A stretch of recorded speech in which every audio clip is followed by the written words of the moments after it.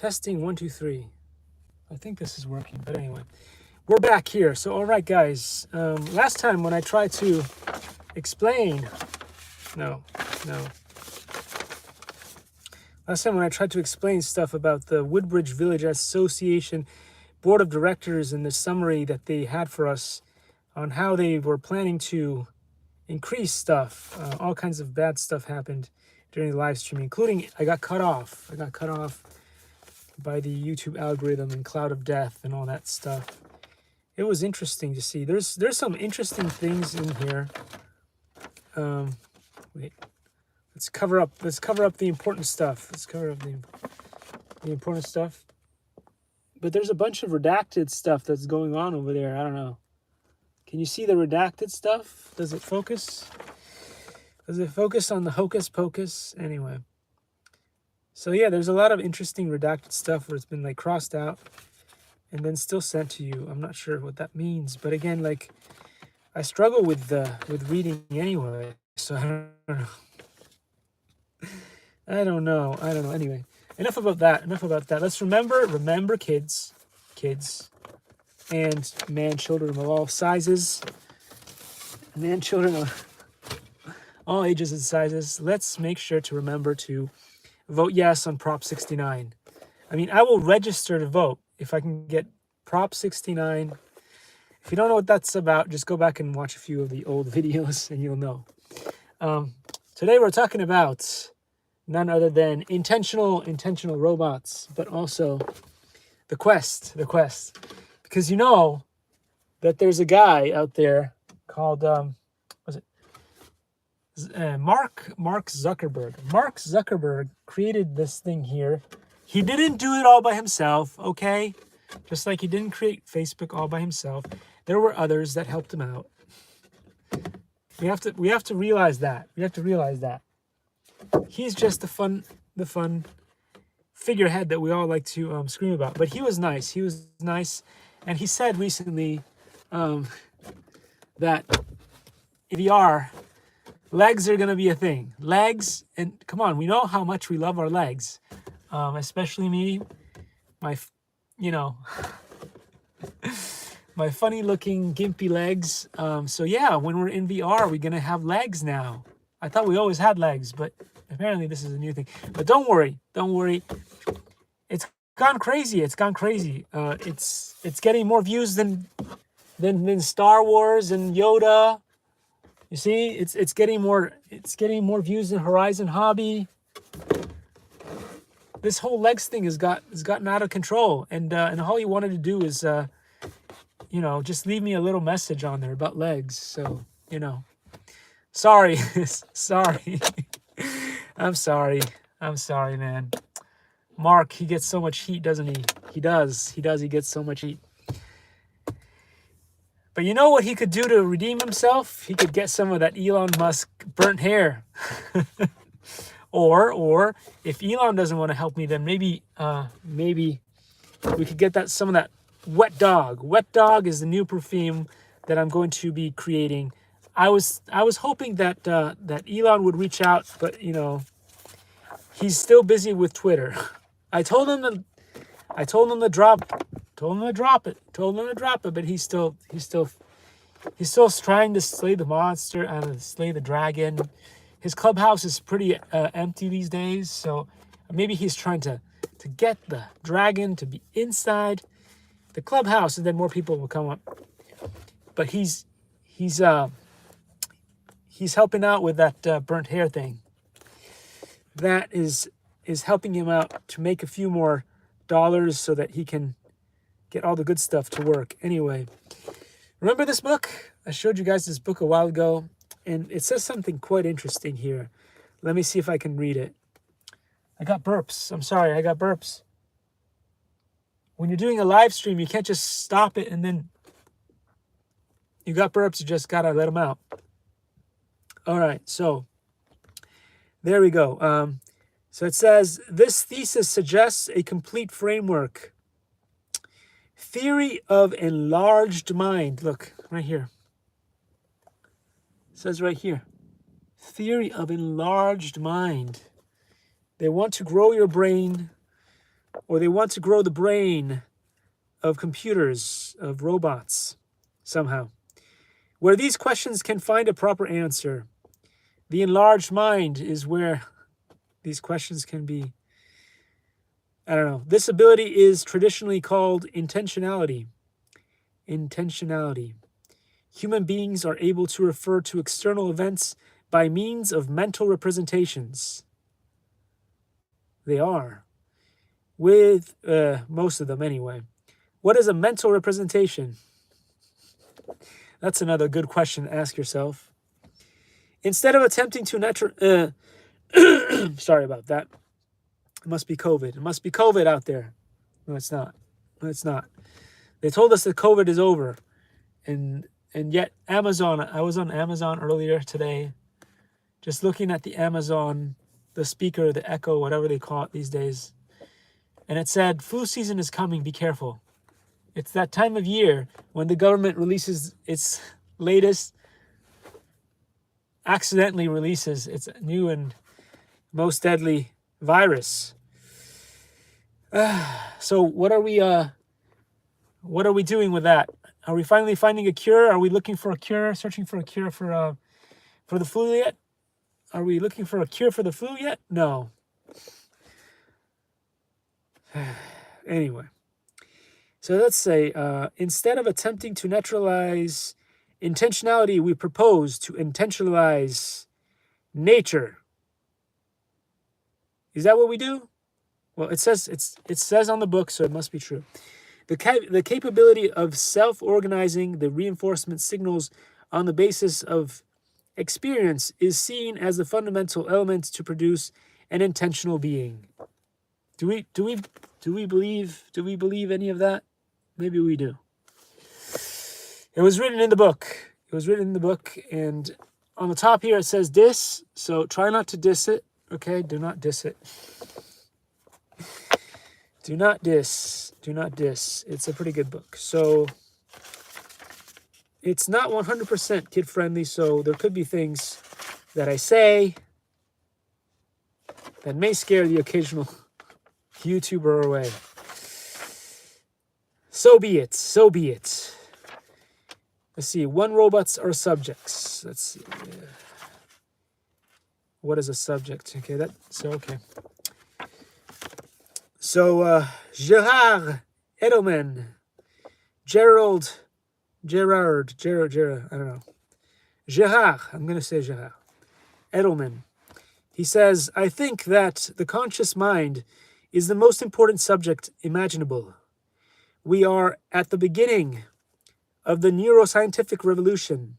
At its end, we shall know how the mind works, what governs our nature, and how we know the world.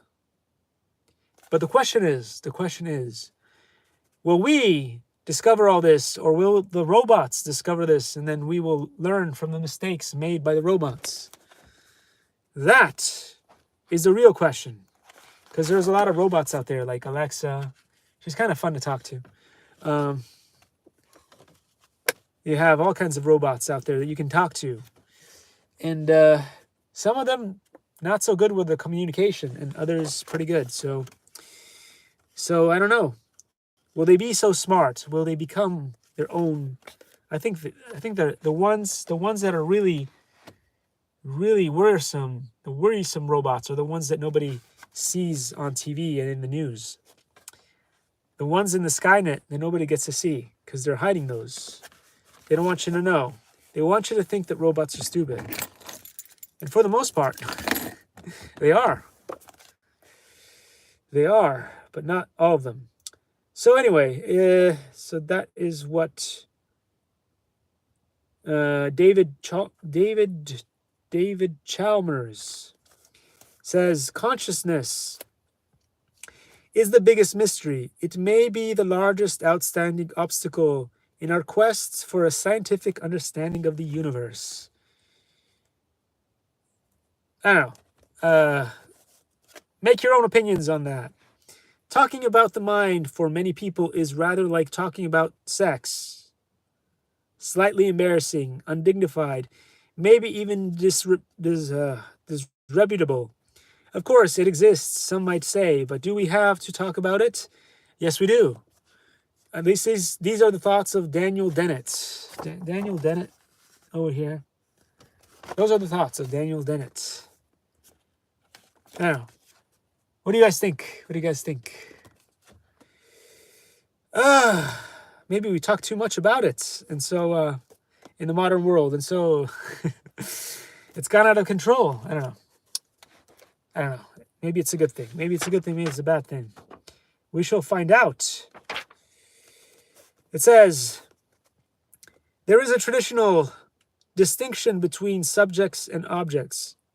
In our culture, the boundary is extremely important. Subjects have futures that are not shared by objects.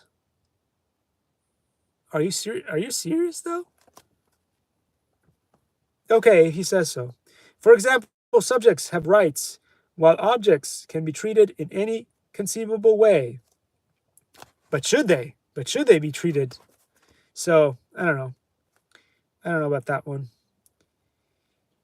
This was written a while ago, so they didn't get up to speed with the... they didn't get the latest memos on all that stuff. So, yeah. Anyway, subjects can own objects, but not subject can be owned. What if a wait. What if a robot who is perfectly capable of sort of some kind of logic decides that it wants to own stuff? And what if you buy something for your robot? Doesn't the robot sort of own it? You know, you could get your robot a new t-shirt. It's the robot's t-shirt. I mean, I guess you could just take it off the robot, but then that would be, did you get the permission from the robot to take it off? I don't know. Oh, buddy. That just opens a whole new Pandora's box, doesn't it? But yeah, this is what it's trying to say here, is that subjects, like royal subjects, like in Hamilton, they can own stuff, they can do stuff, but they should not be owned. But you go back a few centuries, and even maybe today in some countries, they are still owned. So I don't know. I don't know about that. In a sort of perfect world, right? Human beings should not own other human beings. It's this whole dependency thing, right, that I keep talking about. So in a book such as this, that be true. But in reality, is that true? Good question to ask yourself. Ask it to yourself and see what answers you get. You might not like the answers you get. Important as it is, the boundary has not been objectively defined, rather floats backwards and forwards. What entities can be seen as subjects? Historically, human beings have been seen as subjects. Besides, the idea that human beings had a soul was generally accepted. The relation between the body, the mind, and the soul rapidly became confused. The inability of being identified as a human being, and therefore as a subject, has been one of the most obnoxious in history. There are 3 correlated concepts. Only 3. There are no more than 3 correlated concepts ever to exist. No, I'm just kidding. Just kidding. Oh, buddy. Oh, buddy. So let's go back to that last thing that I said. There are 3 correlated concepts. Let's go. Being a person, being a human being, and being a subject. Especially being a royal subject. That's great. That's great. Bring in the army. The first concept is what? Juridical. The first concept is juridical and can be defined as such. We're going to have to do an OK Google. What does juridical mean? The second depends on the presence of particular class of genetic codes. The third is what we are concerned about. Okay. The third is what we're concerned about. Okay, fine. Should I show you the face of concern?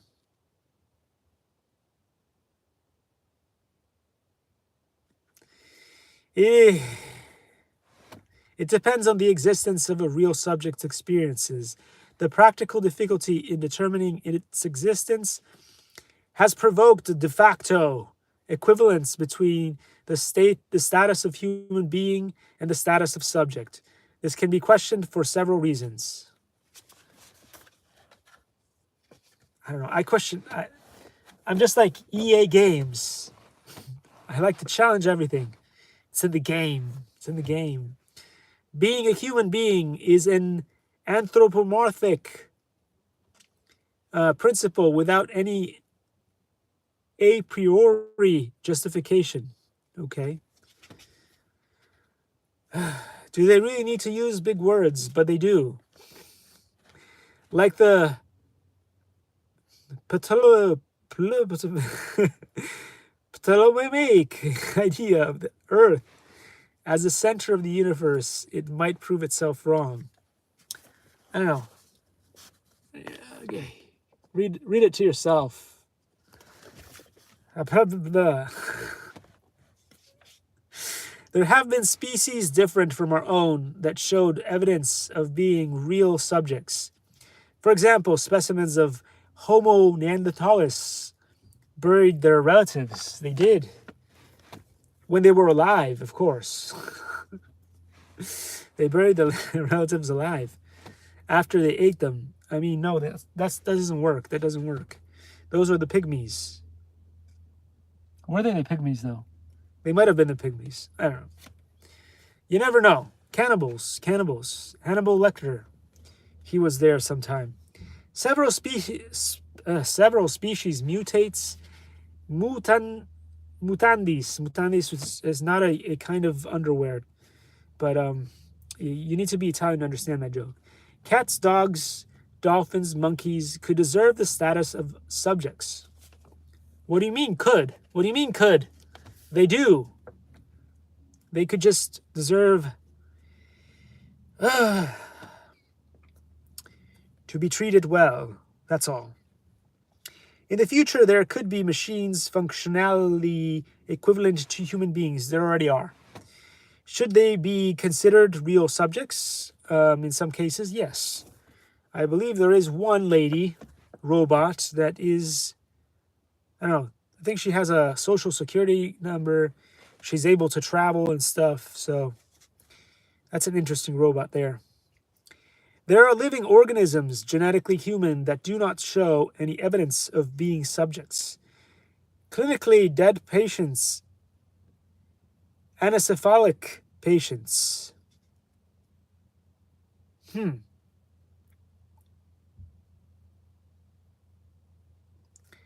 yet, they do show, there's science that says that if you're in a coma, you still have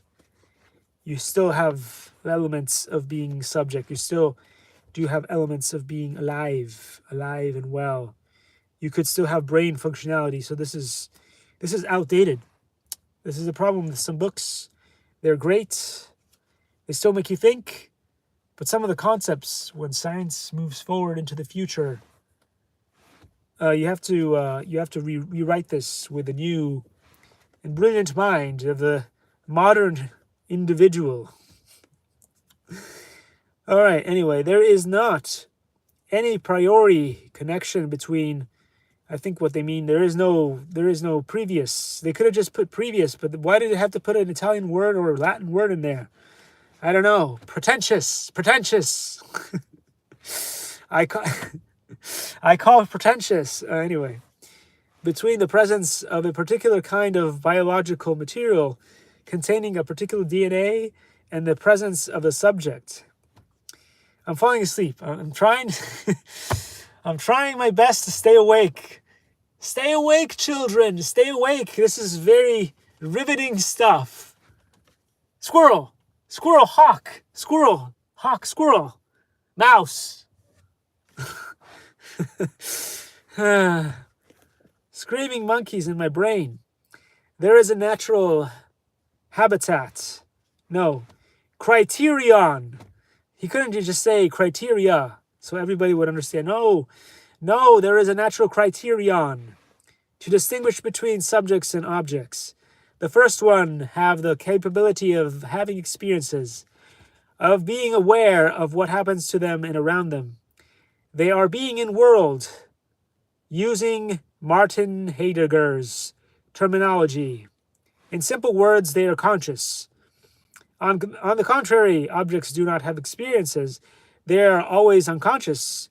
As a proof of this criterion, it is possible to consider that if a human being is reasonably considered incapable of recovering his or her consciousness, she is considered clinically dead, and yet their brain could still be going.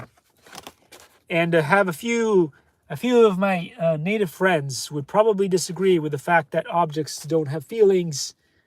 I do believe that plants, rocks, and a bunch of other things, trees, if you will, have feelings. And they're also our teachers. But, you know, whatever, man. Whatever. If it says in the book that that's not true. Right? It was written by someone who was obviously very interested in magic mushrooms, or the lack of magic mushrooms. And so he never experienced the great beyond.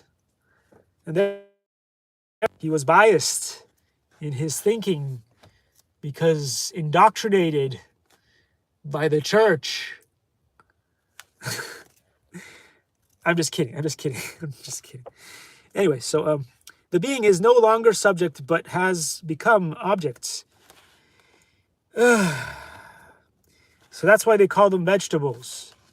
And yet that's incorrect, because vegetables have feelings. They do. The internal organ can be assigned to other humans. They could, on occasion. But you wouldn't want to try, because that may be dangerous. Anyway, so I'm going to read, I think I'm going to fall asleep. I've had too much of this, but we're going to stop with the word. The word of the day today is ignoramus,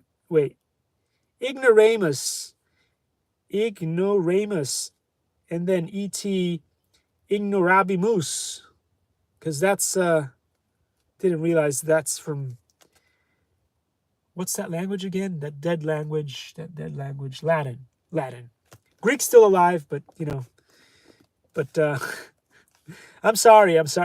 Oh, did I make that up, or is it really in the book? Autofocus. Come on, Tim, you can do it. You can do it, brah. Ignoramus. I don't know. You can't see it. Anyway, thanks for joining me on this ridiculous journey as we venture through this book. We tried that with the other books, and then we lost track of where we were. So this time, we're going to use this. We're going to stick it in here as such, and then it may travel to places where the sun don't shine. But for now, we're going to end with thank you. We're going to give a big shout out and thank you to Zuckerberg for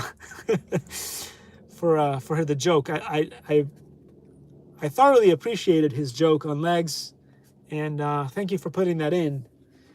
Now I feel, but you know what you could do as well? You might want to send me the latest and greatest Oculus. I would love to review it. So anyway, that was my plug for the day. I need a nap.